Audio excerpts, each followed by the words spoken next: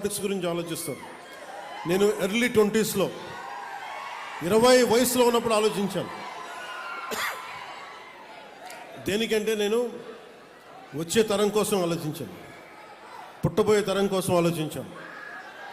ఆ అనుభవమే, ఆ నిర్ణయమే నన్ను మీకోసం అండగా నిలబడేలా చేసింది. మీకోసం మీరు ఎలాంటి అభివృద్ధి కోరుకుంటున్నారు, ఎలాంటి నయా భారత్ని కోరుకుంటున్నారు, అలాగే వెల్ఫేర్ స్కీమ్స్ ఉండాలి, పథకాలు ఉండాలి, ఉచిత పథకాలు ఉండాలి, వాటితో పాటు అభివృద్ధి కూడా ఉండాలి.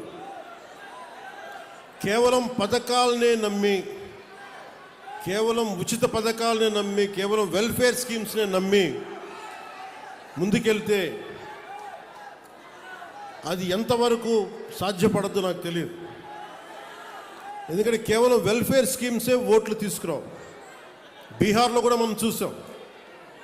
బీహార్ ఎన్నికలు కూడా ఒక్కొక్కరు అన్ని లక్షల ఉద్యోగాలు ఇచ్చేస్తాం అన్నీ చెప్పినా కానీ వాళ్ళు ఎందుకు ఆర్జేడీ లాంటి పార్టీని ఎందుకు గెలిపించలేదు అంటే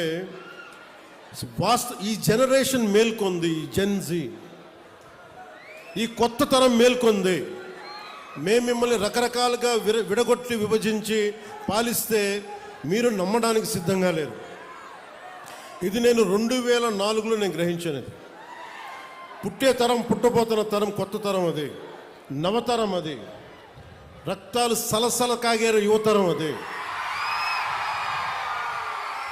మీకోసం బాధ్యతగా నేను రాజకీయాల్లోకి వచ్చాను. సినిమాల్లో చాలా డబ్బులు, ఇందాక కూడా ఓజీ నడుస్తూ ఉంటే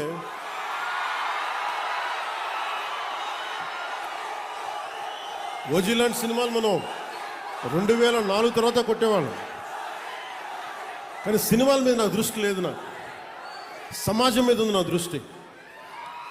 ఈ మధ్యన మీరు బాధపడుతున్నారని చెప్పి కొంచెం దృష్టి పెట్టాను ఓజీ గురించి.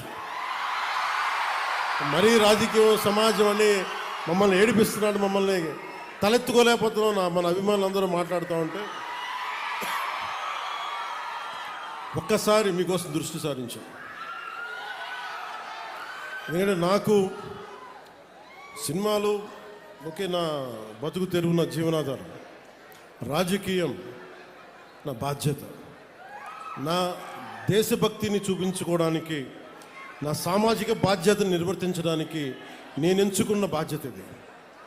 సో మీకోసం ఇలా చేయబట్టే నేను దాదాపు ఈ రోజున పల్లె పండుగ ఈ 2.0 సందర్భంగా మనం దాదాపు 6,000 కోట్ల రూపాయలతోటి పనులు మొదలు, 6,787 కోట్ల రూపాయలతోటి 13,326 గ్రామ పంచాయతీల్లో 53,382 పనులని మనం ప్రారంభించబోతున్నాం. దీనికి మీరు 5 సంవత్సరాల క్రితం గత ప్రభుత్వ పాలన చూశారు. ఈ 5 సంవత్సరాల కాలంలో మీరు ఒకసారి జ్ఞాపకం తెచ్చుకుంటే మీకు ఏం గుర్తొస్తాయి చెప్పండి. వాళ్ళు చేస్తున్నారు గుంతలున్న రోడ్లలో చేపలు పట్టడాలు, రోడ్లు వేయకపోవడాలు, కాలువలు మరమ్మతులు చేయకపోవడాలు, ఏదన్నా అడిగితే కేసులు పెడతారు.